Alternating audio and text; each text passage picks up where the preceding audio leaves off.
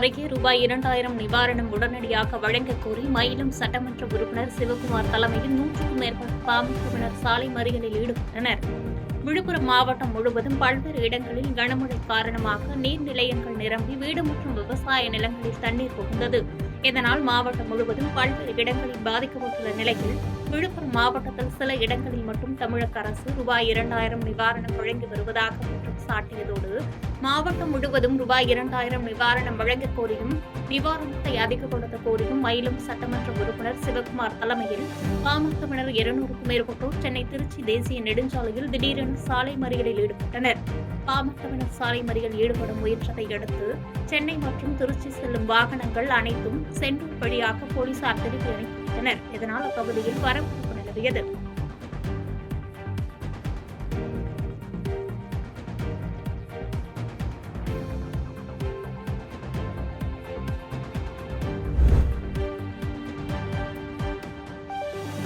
டாஸ்மாக் கடைகளில் கூடுதல் விலைக்கு மது விற்பனை செய்யப்படுவதாக புகார் எழுந்த நிலையில் டாஸ்மாக் மேலாளர் அரசு மது கடைகளில் திடீர் ஆய்வு மேற்கொண்டார். நிர்ணயித்த விலையை விட டாஸ்மாக் கடைகளில் கூடுதல் விலைக்கு மதுபானங்கள் விற்பனை செய்யப்படுவதாக தொடர்ச்சியான புகார் வந்ததை தொடர்ந்து மாங்காடு, மலையம்பாக்கம் மற்றும் அதனை சுற்றியுள்ள பகுதிகளில் உள்ள அரசு டாஸ்மாக் கடைகளில் காஞ்சிபுரம் வடக்கு மாவட்ட டாஸ்மாக் மேலாளர் ஷியாம் சுந்தர் திடீர் ஆய்வு மேற்கொண்டார். கூடுதல் விலைக்கு மதுபானங்கள் விற்பனை செய்யப்படுகிறதா மற்றும் அனைத்து மதுபான பாட்டில்களில் QR கோடு சரியாக உள்ளதா, டிஜிட்டல் பண பரிவர்த்தனை சரியாக நடைபெறுகிறதா, அதேபோன்று மது வாங்கும் வாடிக்கையாளர்களுக்கு உரிய ரசீது வழங்கப்படுகிறதா என்பது குறித்தும் ஆய்வு மேற்கொண்டார். மேலும் அரசு மதுக்கடைகளில் கூடுதலாக விலைக்கு மது விற்பனை செய்வது தெரியவந்தால் கடும் நடவடிக்கை எடுக்கப்படும் என எச்சரிக்கை விடுத்தார்.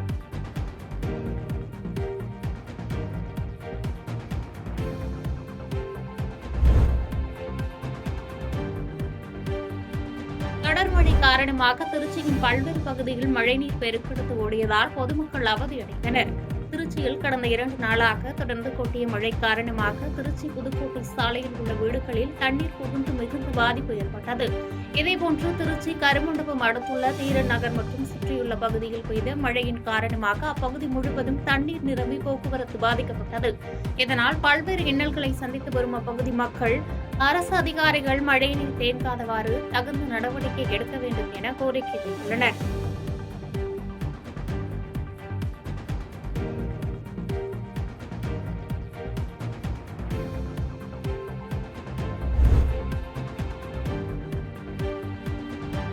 நெல்லை மாவட்டத்தில் தொடர்ந்து 3 நாட்களாக பெய்து வரும் கனமழையால் தாமிரபரணி ஆற்றில் வெள்ளப்பெருக்கு ஏற்பட்டுள்ளது. வெள்ளப்பெருக்கை முன்னிட்டு மாவட்ட நிர்வாகம் சார்பில் பல்வேறு முன்னேற்பாடு பணிகள் தீவிரப்படுத்தப்பட்டுள்ளன. மேலும் தாமிரபரணி ஆற்றில் வெள்ளப்பெருக்கு காரணமாக பொதுமக்கள் யாரும் ஆற்றில் இறங்க வேண்டாம் என்றும் கால்நடைகளை அழைத்து செல்ல வேண்டாம் என மாவட்ட நிர்வாகம் அறிவித்துள்ளது. இந்த நிலையில் இன்று மாவட்ட நிர்வாகம் அறிவிப்பையும் மீறி பாபநாசம் படித்துறை பகுதிகளில் ஆபத்தை உணராமல் குளித்துக் கொண்டிருந்த மக்களை விகேபுரம் காவல் ஆய்வாளர் சுஜித் ஆனந்த் தலைமையிலான போலீசார் அறிவுரை கூறி அங்கிருந்து அனுப்பி வைத்தனர்.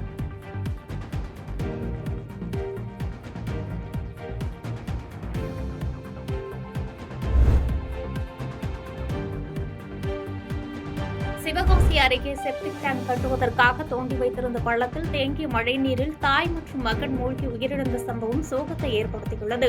விருதுநகர் மாவட்டம் சிவகாசி அருகே விஸ்வநத்தம் கக்கா காலனியைச் சேர்ந்த தம்பதி கணேசன் ராஜேஸ்வரி. இவர்களுக்கு 5 வயதில் தர்ஷன் என்ற மகன் உள்ளார். இந்நிலையில் கருத்து வேறுபாடு காரணமாக ராஜேஸ்வரி கணவன் கணேசனை விட்டு பிரிந்து தனது தந்தை வீட்டில் மகன் தர்ஷனுடன் வசித்து வந்துள்ளார். இந்நிலையில் அதே பகுதியைச் சேர்ந்த கணேசன் என்பவர் தனது வீட்டின் அருகே செப்டிக் டேங்க் கட்டுவதற்காக தோண்டி வைத்திருந்த பள்ளத்தில் மழைநீர் நிரம்பியுள்ளது. வீட்டு அருகே விளையாடிக் கொண்டிருந்த சிறுவன் தர்ஷன் எதிர்பாராத விதமாக பள்ளத்தில் தேங்கிய நீரில் மூழ்கி உயிரிழந்தார். நீரில் சடலமாக மிதந்த மகனை கண்ட தாய் ராஜேஸ்வரியும் நீரில் மூழ்கி உயிரிழந்துள்ளார். தகவல் அறிந்து வந்த போலீசார் இருவரது உடலையும் மீட்டு பிரேத பரிசோதனைக்காக சிவகாசி அரசு மருத்துவமனைக்கு அனுப்பி வைத்தனர். இச்சம்பவம் குறித்து சிவகாசி நகர் போலீசார் வழக்கு பதிவு செய்து விசாரணை நடத்தி வருகின்றனர்.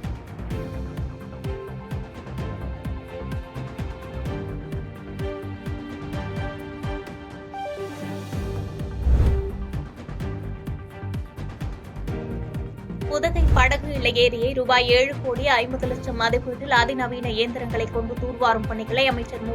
சாமிநாதன் நேரில் ஆய்வு மேற்கொண்டார்.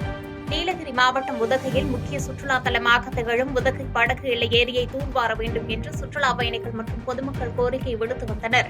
இந்நிலையில் உதகை படகு எல்லை ஏரியை தூர்வாரும் பணிகள் சுமார் 7,50,00,000 ரூபாய் மதிப்பீட்டில் துவங்கியது. இதனை தமிழ்நாடு தமிழ் வளர்ச்சி மற்றும் செய்தித்துறை அமைச்சர் மு. சாமிநாதன் இன்று நேரில் ஆய்வு மேற்கொண்டார்.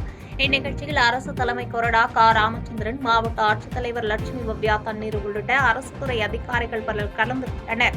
இதனைத் தொடர்ந்து செய்தியாளர்களிடம் பேசிய அமைச்சர், உதகை படகு எல்லை ஏரியை சுமார் 7,50,00,000 ரூபாய் மதிப்பீட்டில் தூர்வாரும் பணிக்காக நிதி ஒதுக்கப்பட்டு பணிகள் நடைபெற்று வருவதாகவும், படகு எல்லை ஏரி 45 ஏக்கரை கொண்டுள்ளதால் முழுமையாக தூர்வார மேலும் நிதி தேவைப்படுவதால் முதலமைச்சரிடம் ஆலோசித்து பணிகள் மேற்கொள்ளப்படும் என தெரிவித்தார். உதகை ஏரியில் தூர்வாரும் பணி நடைபெற்று வருகிறது. ஏற்கனவே சுமார் 7,5 கோடி ரூபாய் நிதி ஒதுக்கப்பட்டு மாண்புமிகு முதலமைச்சருடைய வழிகாட்டுதலோடு சுற்றுலா தலத்தை மேம்படுத்த வேண்டும் என்ற அடிப்படையில் இந்த தூர்வாரும் பணி நடைபெற்று வருகிறது. அந்த பணிகளைத்தான் இப்பொழுது பார்வையிட்டிருக்கின்றோம். தொடர்ந்து விரைவாக இன்னும் சொல்லப்போனால் இன்னும் கூடுதல் நிதி தேவைப்படுகிறது.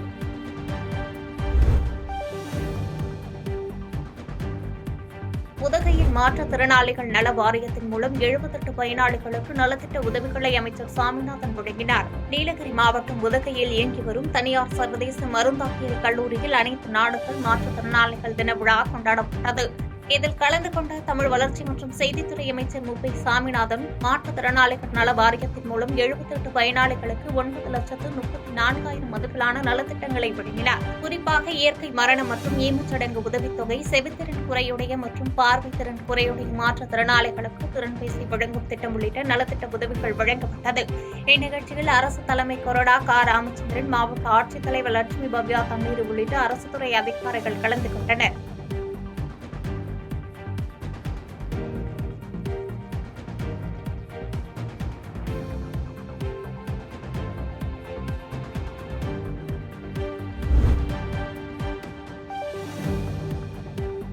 பட்டமளிப்பு விழாவில் புகைப்படம் எடுத்துக்கொண்டு ஆசைப்பட்ட மாணவர்களோடு சேர்ந்து விருதுநகர் மாவட்ட ஆட்சித்தலைவர் இணைந்து புகைப்படம் எடுத்துக் கொண்டது நிகழ்ச்சியை ஏற்படுத்தியது.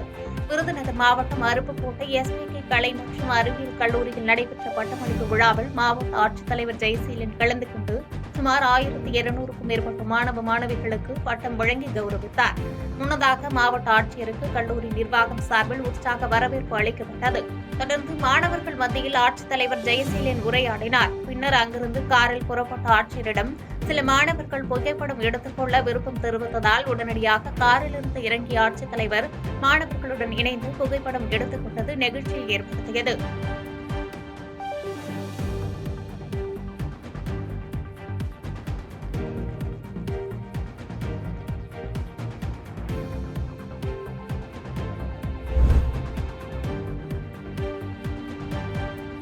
நெல்லை மாவட்டத்தில் பயிர் சேதம் தொடர்பான கணக்கெடுக்கும் பணி 2 நாட்களில் தொடங்கும் என மாவட்ட நிர்வாகம் தகவல் தெரிவித்துள்ளது. நெல்லை மாவட்டத்தில் தொடர்ந்து பெய்த கனமழை மற்றும் தாமிரபரணியில் ஏற்பட்ட வெள்ளப்பெருக்கு காரணமாக பயிர்கள் சேதமடைந்துள்ளது. 65 ஹெக்டேர் பரப்பளவிலான வாழைகள் முழுமையாக சேதமடைந்தும் 150 ஹெக்டேர் பரப்பளவிலான வாழைகள் வெள்ளத்திலும் மூழ்கியுள்ளது. மேலும் இதேபோன்று 1,117 ஹெக்டேர் நெல் மற்றும் 210 ஹெக்டேர் தானிய வகை பயிர்கள் வெள்ளத்தில் மூழ்கியுள்ளது. இந்நிலையில் பயிர் சேதம் மற்றும் வாழை பயிர்கள் பாதிப்பு தொடர்பான கணக்கெடுக்கும் பணி 2 நாட்களில் தொடங்கும் என மாவட்ட நிர்வாகம் தகவல் தெரிவித்துள்ளது.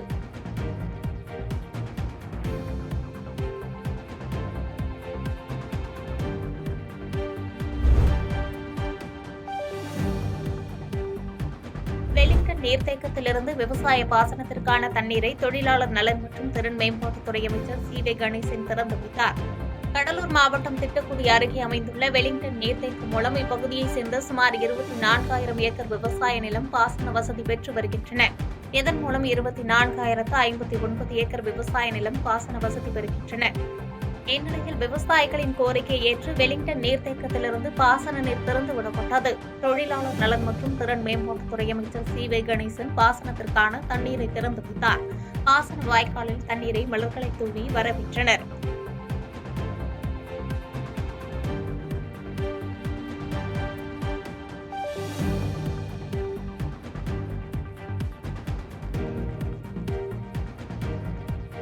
பாதகம் செய்பவரை கண்டால் நாம் பயங்கொள்ளலாகாது பாப்பா. மோதி மிதித்து விடு பாப்பா, அவர் முகத்தில் உமிழ்ந்து விடு பாப்பா. அண்மை செய்திகளை உடனுக்குடன் தெரிந்து கொள்ள இணைந்திருங்கள் இயம்நாடு தொலைக்காட்சியுடன்.